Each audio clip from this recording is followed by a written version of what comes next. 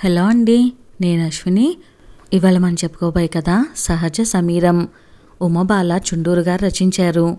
అనంతరాంకి ఏం చేయాలో అర్థం కావటం లేదు. కొడుకు సమీర్ నందాని చూస్తుంటే. కొడుకు 9వ తరగతి చదువుతున్నాడు. మిగిలిన అందరి పిల్లల్లా ఉండటం లేదు. ఒక ఆట లేదు, స్నేహితులు లేరు, మొబైల్ ఫోను చూడడు, టీవీ చూడడు. మొత్తానికి ఈ కాలపు పిల్లల్లా లేడు. అందుకనే అనంతరాంకి వ్యధగా ఉంది. కొద్దిగా వివరంగా తెలుసుకోవాలంటే గతంలోకి వెళ్ళాలి. అనంతరాం తండ్రి విశ్వనాథ్ గారికి అనంతరాం కాకుండా ఒక కూతురు. ఆయన అమలాపురం దగ్గర ఒక చిన్న పల్లెటూరులో teacher. Anantharam software engineer. Anantharam తండ్రి శిక్షణలోనే ఇంటర్ తర్వాత ఎంసెట్ కోచింగ్ తీసుకున్నాడు. తండ్రి ఒక్కటే చెప్పాడు అనంత్కి, నువ్వు ఇంటర్లోని నీ సబ్జెక్ట్స్లో పర్ఫెక్ట్గా ఉంటే చాలు. ఏ పేజీలో ఏముందో తెలిసేటంతగా చదవాలి. ఎక్కడి నుండి ప్రశ్న ఇచ్చినా జవాబు ఇచ్చేటట్లు. ఇక ఎంసెట్ పద్ధతి తెలుసుకుంటే చాలు. నీకు నా మీద నమ్మకం లేకపోతే నిన్ను తప్పక కాకినాడలో కానీ విజయవాడలో కానీ కోచింగ్ సెంటర్లో జాయిన్ చేస్తాను. నేను డబ్బు ఆదా గురించి ఆలోచించి కాదు చెప్తుంది. నా మీద నమ్మకం, నీ మీద నమ్మకం, అంతే, ఆలోచించు అని. చిన్నప్పటి నుంచి తండ్రి గురించి తెలిసిన అనంత్, మీరు చెప్పండి నానా అని తండ్రికి వదిలేశాడు. తండ్రే అప్పుడప్పుడు టెస్టులు పెట్టేవాడు. ఫిజిక్స్, కెమిస్ట్రీ, మ్యాథ్స్లో తన శక్తినంతా దారపోసి కొడుకు పరిణతి సాధించేలా తర్ఫీదు ఇచ్చాడు. కొడుక్కి రిలాక్స్ అయ్యే టైం కూడా ఇచ్చేవాడు. ఆటలకి పంపించేవాడు. కొడుకుని ధీటుగా తయారు చేశారు. కాకినాడ సెంటర్ కాబట్టి అక్కడే హోటల్లో ఒక రూమ్ తీసుకొని ముందు రోజే వెళ్ళి అక్కడుండి మర్నాడు కొడుకు చేత పరీక్ష రాయించారు. అద్భుతం ఏంటంటే కొడుక్కి ఎంసెట్లో 248వ ర్యాంక్ వచ్చింది. అందరూ ఆశ్చర్యపోయారు. కోచింగ్ సెంటర్స్ వాళ్ళందరూ వెనకబడ్డారు. వాళ్ళ దగ్గర చదివినట్టు చెప్తే లక్షల్లో డబ్బిస్తామని కూడా ఆశ పెట్టారు.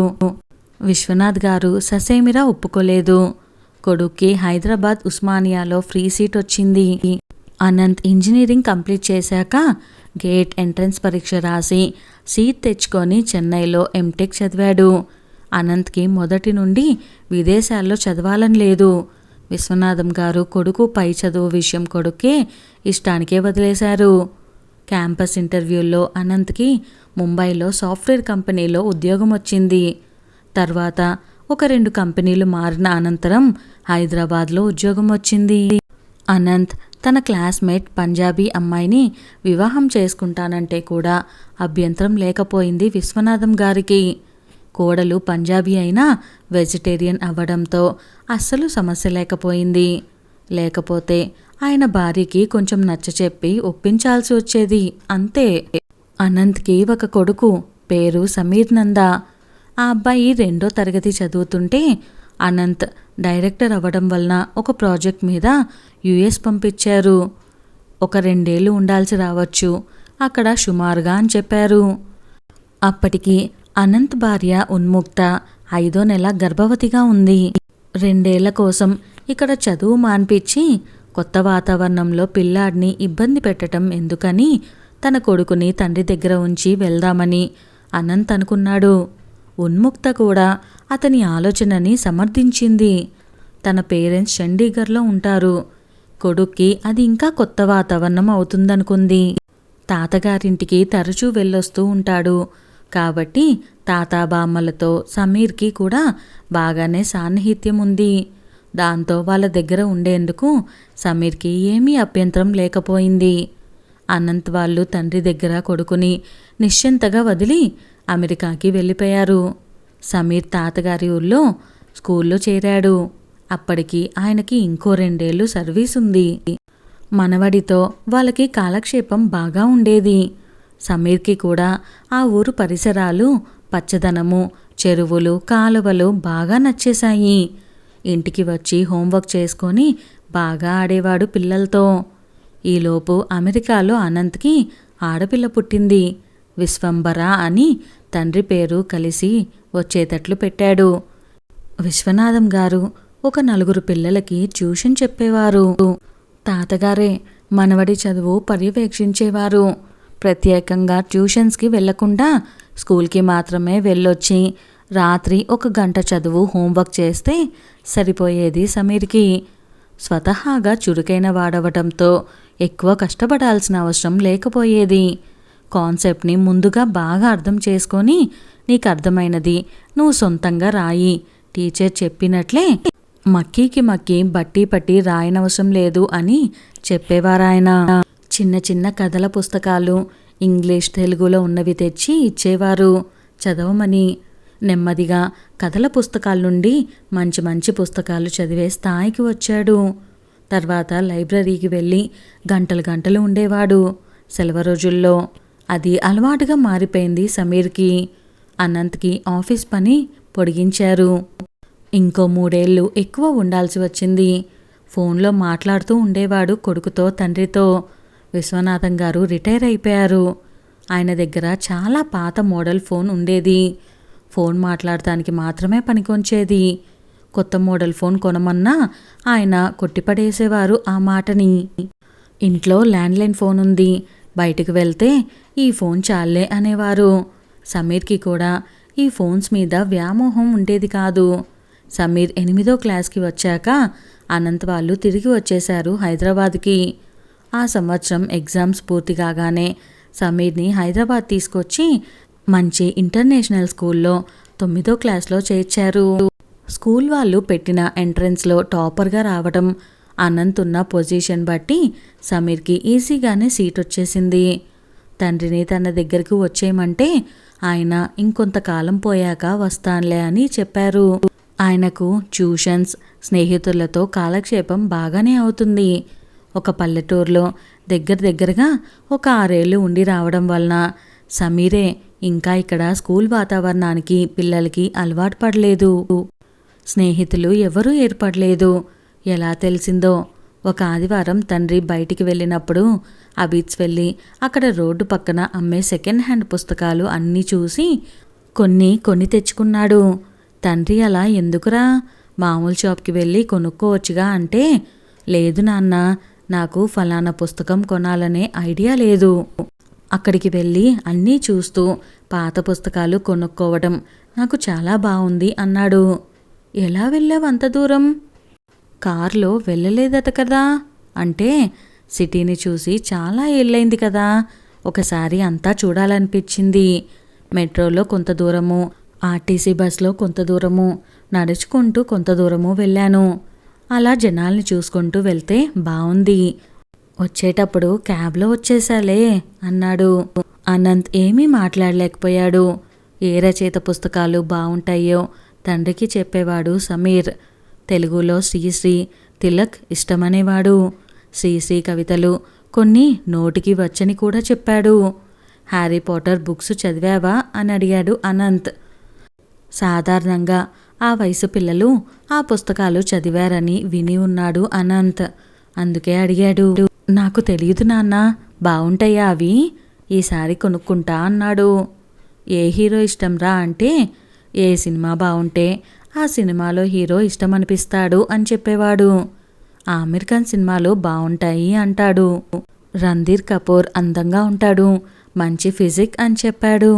తన సహోద్యోగులందరూ తమ పిల్లలు ఫోన్కి, ఐప్యాడ్కి, టీవీలకు బానిసలైపోయారని, వీడియో గేమ్స్, ఇంటర్నెట్లో మునిగి తేలుతున్నారని బాధపడేవారు.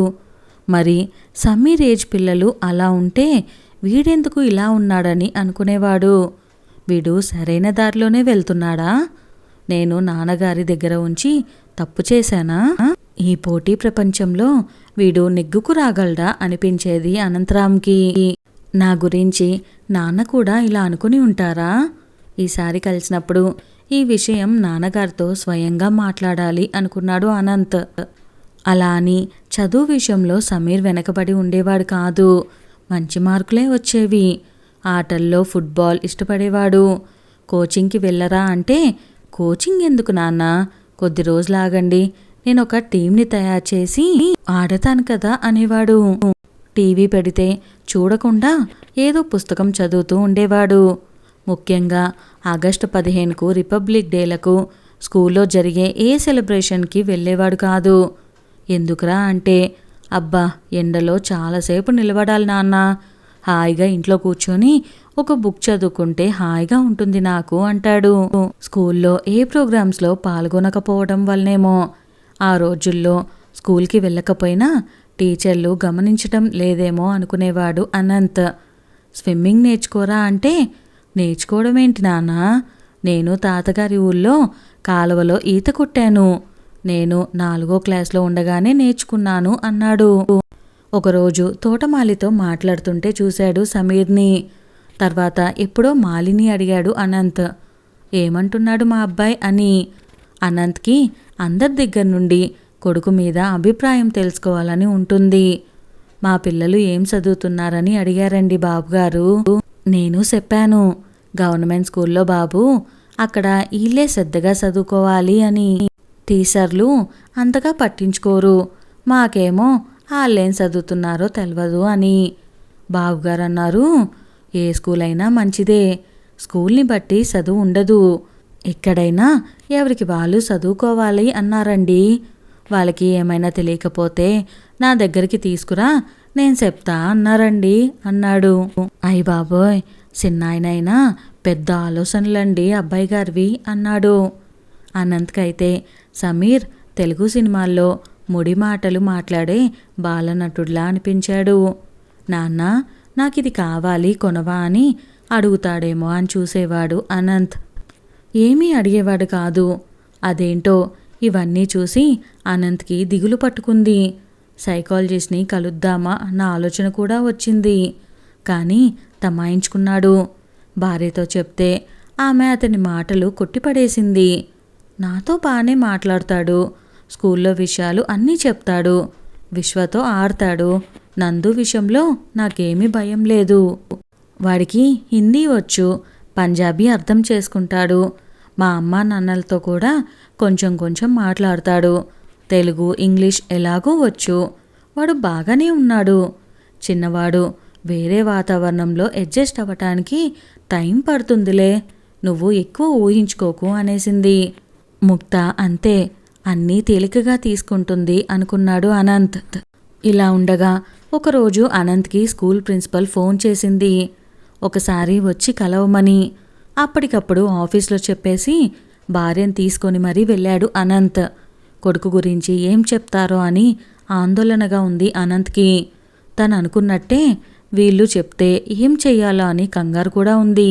ప్రిన్సిపల్ వాళ్ళిద్దరినీ కూర్చోమంది. వాటర్ కావాలా అని అడిగి స్టార్ట్ చేసింది చెప్పటం. చూడండి అనంత్, మీరిద్దరూ రావడం మంచిదైంది. మీ అబ్బాయి సమీర్ నందా గురించి మాట్లాడాలి. మీ వాడు చురుకైన వాడే, బాగా చదువుతాడు, బుద్ధిమంతుడు, అయితే అన్నింటికీ లాజికల్గా ప్రశ్నిస్తాడు, టీచర్ డిక్టేట్ చేసింది రాయడు, ఎగ్జామ్స్లో తను ఓన్గా రాస్తాడు, ఏ ప్రశ్నకైనా ఆన్సర్ అడిగితే తప్పు రాశానా టీచర్ అని అడుగుతాడట. తప్పు కాకపోయినా అందరూ ఒక పద్ధతిలో ఉంటే ఇతనొక్కడు వేరేలా ఉండటం ఏమిటి, అసలు ఈ ఎగ్జామ్స్ ఎందుకు టీచర్ అంటాడట. ఒక రోజులో చదివి పాస్ అవ్వచ్చు, ఒక వారం చదివితే ఫస్ట్ క్లాస్ కూడా పాస్ అవ్వచ్చు, వీటి ద్వారా ఎలా డిసైడ్ చేస్తారు స్టూడెంట్ ఎబిలిటీని అంటాడట. మీరు ఇయర్ అంతా అన్ని టెస్టులలో పర్ఫార్మెన్స్ బట్టి నెక్స్ట్ క్లాస్కి పంపించండి, ఈ పరీక్షలు ఇదంతా ట్రాష్, శుద్ధ వేస్ట్ అన్నట్లు వాదిస్తాడట. వచ్చే సంవత్సరం 10th వస్తాడు, అదొక బెంచ్ మార్క్ లైఫ్లో, మేం చెప్పినట్లు విని ఎగ్జామ్స్లో రాస్తే బాగుంటుంది అన్నట్లు మీ వాడికి బయట ట్యూషన్ ఉందా అని అడిగింది. లేదు అన్నారు ఇద్దరు. అవునా అని ఆశ్చర్యపోయింది ఆవిడ. నేను మీ అబ్బాయి గురించి తెలుసుకున్నాను, ప్రత్యేకంగా ఇండిపెండెన్స్ డేకి రాడు, రిపబ్లిక్ డేకి రాడు, ఏ స్కూల్ ఫంక్షన్కి రాడు, వేరే ఏ యాక్టివిటీస్లోనూ పార్టిసిపేట్ చేయడు అంటూ ఫిర్యాదు చేసింది. క్లాస్ టీచరు వచ్చింది ఈలోపు. ఆమెను అడిగారు క్లాస్లో ఎలా ఉంటాడు అని. ఆమె ఏమీ కంప్లీట్గా చెప్పలేదు. పాఠాలు శ్రద్ధగా వింటాడట, సందేహాలు అడుగుతాడట, 2-3 బానే ఉంటాడట, అమ్మాయిలతో కూడా మాట్లాడతాడట, సహ విద్యార్థుల నుండి కూడా సమీర్ మీద ఏమీ కంప్లైంట్స్ లేవని చెప్పింది టీచర్. కాకపోతే తక్కువ మాట్లాడతాడని, అందరిలా అల్లరి చేయడని కూడా చెప్పింది. అయితే మ్యాథ్స్ చెప్పే టీచర్ని స్కూల్ వాళ్ళు తీసేశారట. అది తెలిసి సమీర్ 2-3 అబ్బాయిలతో వచ్చి ప్రిన్సిపల్ని అడిగాడట, ఎందుకు ఆమెను తీసేశారు అని. ఆమెను లీవ్ వేకెన్సీలో తీసుకున్నారట. క్వాలిఫైడ్ కాదట. క్వాలిఫైడ్ కాకపోతే ఏమైంది? బాగా చెప్తున్నారు కదా, మాకు బాగా అర్థమవుతున్నాయి, ఆమెను ఉంచండి అని అడిగాడట. మాకు కొన్ని రూల్స్ ఉంటాయి, పిల్లలకి చెప్పాల్సిన అవసరం లేదు, ఇలా అడగటం సరికాదు అందావిడ. అనంతరాంతో పాటు ఉన్ముక్త కూడా చెప్పింది, లేదు మేడం, మేం మా అబ్బాయికి నచ్చ చెప్తాం అని. ప్రిన్సిపల్ క్లాస్ టీచర్ని వెళ్ళిపోమని, మీతో అసలు ఇంకో ముఖ్య విషయం చెప్పాలి, మాట్లాడాలి, అందుకే పిలిచాను అంది. ఈ మధ్య మా స్కూల్లో ఒక సంఘటన జరిగింది. జరగకూడనిదే. మా స్కూల్లో మేల్ పీటీ టీచర్ ఒక 10th క్లాస్ అమ్మాయితో మిస్బిహేవ్ చేశాడట. ఆ టైంలో మీ సమీర్ ఆ రూమ్లోకి వెళ్ళాడట బాల్ తీసుకోవటానికి. ఆ టీచర్ ఇద్దరినీ బెదిరించారట ఈ విషయం ఎవ్వరికీ చెప్పొద్దని. ఆ అమ్మాయి ఏడుస్తుంటే ప్రిన్సిపల్కి చెబుదాం, ఏం భయం లేదని ఆ అమ్మాయికి ధైర్యం చెప్పి సమీర్ ఆ అమ్మాయిని తీసుకొని నా దగ్గరికి వచ్చాడు. ఆ అమ్మాయి జరిగిన విషయం చెప్పింది. మేము వెంటనే ఆ టీచర్కి వార్నింగ్ ఇచ్చి టర్మినేట్ చేసేసాము. నెక్స్ట్ డే ఆ అమ్మాయి పేరెంట్స్ని పిలిచి జరిగింది చెప్పి పోలీస్ కంప్లైంట్ ఇవ్వద్దని, మా స్కూల్ పరువు పోతుందని ప్రాధేయపడ్డాము. ఇక ముందు ఇలా జరగకుండా చూసుకుంటామని చాలా నచ్చజెప్పాము. వాళ్ళు వినకుండా వాళ్ళ అమ్మాయికి మా స్కూల్ నుండి తీసుకొని తీసుకువెళ్ళిపోయారు. మేమెంత చెప్పినా వాళ్ళు ఈ స్కూల్లో ఉంచడానికి ఇష్టపడలేదు. ఇది దురదృష్టకర సంఘటన. అయితే మీ అబ్బాయికి ఈ విషయం తెలుసు, స్టూడెంట్స్లో ఇంకెవరికీ తెలీదు. మీ సమీర్ నంద ఎవ్వరికీ చెప్పకుండా మీరు చూడాలి, అది మీ బాధ్యత. ప్లీజ్ మాకు హెల్ప్ చేయండి. వేరే పిల్లాడు ఎవరైనా అయితే నేనే పిలిచి భయపెట్టేదాన్ని, కానీ ఈ విషయం తెలిసినవాడు మీ అబ్బాయి. తన మనసుకు నచ్చిందే చేస్తాడు తప్ప మేం చెప్పింది వినడు. అందుకే మిమ్మల్ని పిలిచాను అందావిడ. 2 నిమిషాలు కళ్ళు మూసుకొని తెరిచి చెప్పాడు అనంత్ స్పష్టంగా. మీరు ఈరోజు మమ్మల్ని పిలిచి మా వాడి గురించి చెప్పడం చాలా మంచిదైంది. ఈరోజు నాకు అద్భుతమైన రోజు. ఇంతకాలం నన్ను ఒక సందేహం పీడిస్తూ ఉండేది, మా సమీర్ అందరి పిల్లల్లా ఉన్నాడా, తేడాగా ఉన్నాడా అని. మా నాన్నగారి దగ్గర ఉంచి తప్పు పని చేశానా అని కూడా. ఈరోజు నాకు చాలా సంతోషంగా ఉంది. నా కొడుకు అందరి పిల్లల్లాగే ఉన్నాడు, ఒక అడుగు ముందుకే ఉన్నాడు. వాడు ప్రశ్నిస్తున్నాడు, అది చాలు నాకు. తెలివిగా ప్రశ్నిస్తున్నాడు, ప్రశ్నించడానికి భయపడటం లేదు. అన్యాయాన్ని కూడా ఎదిరించగలడు. ఇంకొంచెం పెద్దయితే ఎంతో కొంత సమాజానికి మంచి చేస్తాడు, సమాజానికి ఉపయోగపడతాడు. వాడు ఈ పోటీ ప్రపంచంలో బతకగలడా అనుకున్నాను. హాయిగా బతుకుతాడు. ఇప్పుడున్న విద్యా వ్యవస్థలో తోటి పిల్లలతో సమానంగా పోటీ పడలేకపోవచ్చు, పర్వాలేదు. వాడే అనేక మంచి మార్గాలు వెతుక్కోగలడు, గౌరవంగా బతకగలడు. ఆగస్టు 15కి, జనవరి 26కి జెండాలు పట్టుకొని స్కూల్కి వస్తేనే దేశభక్తి ఉందని, దేశానికి ఏదో చేస్తారని అనుకోవటం తప్పు. ప్రశ్నించే ఆలోచన, ధైర్యం ఉన్నవాడు చాలు సమాజానికి. నాకు ఎంతో భరోసా వచ్చింది. నేను వాడిని మా నాన్నగారి దగ్గర సరైన వయసులో ఉంచి మంచి పని చేశాను. నా కొడుకుని సానపెట్టి వజ్రంలా చేసి నా చేతిలో పెట్టారు నాన్న. దాని విలువ నాకు ఇప్పుడే తెలుస్తుంది. పోతే మీరు మా అబ్బాయితో ఏదో చెప్పొద్దని మమ్మల్ని చెప్పమంటున్నారు. సారీ, తప్పుని తప్పని చెప్పకు అని నేను చెప్పను. వాడంతటా వాడు మర్చిపోయి ఊరుకుంటే సరే, కావాలంటే మీ స్కూల్ నుండి తీసుకుపోమ్మంటే తీసుకుని వెళ్ళిపోతా. వాడిని ఏ స్కూల్లో వేసినా చదువుతాడు అనే నమ్మకం కలిగింది నాకు. ఫైనల్గా ఒక్క విషయం చెప్పి ముగిస్తా, ఇక్కడ చెప్పడం అవసరం. అమితాబ్ బచ్చన్కి 16 ఏళ్ళప్పుడు బయట ఒక అమ్మాయితో మాట్లాడుతుంటే అమితాబ్ బచ్చన్ తల్లి స్నేహితురాలు చూసి అమితాబ్ తల్లికి చెప్పిందట, మీ అబ్బాయి ఎవరో అమ్మాయితో మాట్లాడుతున్నాడు, జాగ్రత్త అని. అది విని అమితాబ్ తల్లి తేజీ బచ్చన్ గారు అన్నారట, థ్యాంక్ గాడ్, నా కొడుకు 16 ఏళ్ల అబ్బాయి ఎలా ఉండాలో అలానే ఉన్నాడు అని. ఈ మధ్య ఆయన ఒక ఇంటర్వ్యూలో తన తల్లి గురించి చెప్తే విన్నాను. ఇప్పుడు నాకు కూడా తెలిసింది, మా అబ్బాయి అందరు అబ్బాయిలాగే ఉన్నాడు, మరింత పరిణతితో. వాడిని నేను అర్థం చేసుకోలేకపోయాను. కిటికీలోంచి వస్తున్న చల్లని సహజమైన సమీరాన్ని గుర్తించి ఆస్వాదించకుండా గది తలుపులు మూసేసి కూర్చొని ఉక్కిరిబిక్కిరి అవుతున్నాను అనవసరంగా. మీరు మా అబ్బాయి గురించి చెప్పి నాకు చాలా సహాయం చేశారు, నమస్తే అని ప్రిన్సిపల్ ఆశ్చర్యంగా చూస్తుండగా భార్యతో బయటికి అడుగు వేశాడు. అతని నడకలో కొడుకు భవిష్యత్తు పైన ఎంతో నిశ్చింత కనిపిస్తుంది. ఇదండి ఇవాల్టి మన వీడియో కనుక మీకు నచ్చినట్లయితే వెంటనే వీడియోని లైక్ చేయటం అస్సలు మర్చిపోకండి.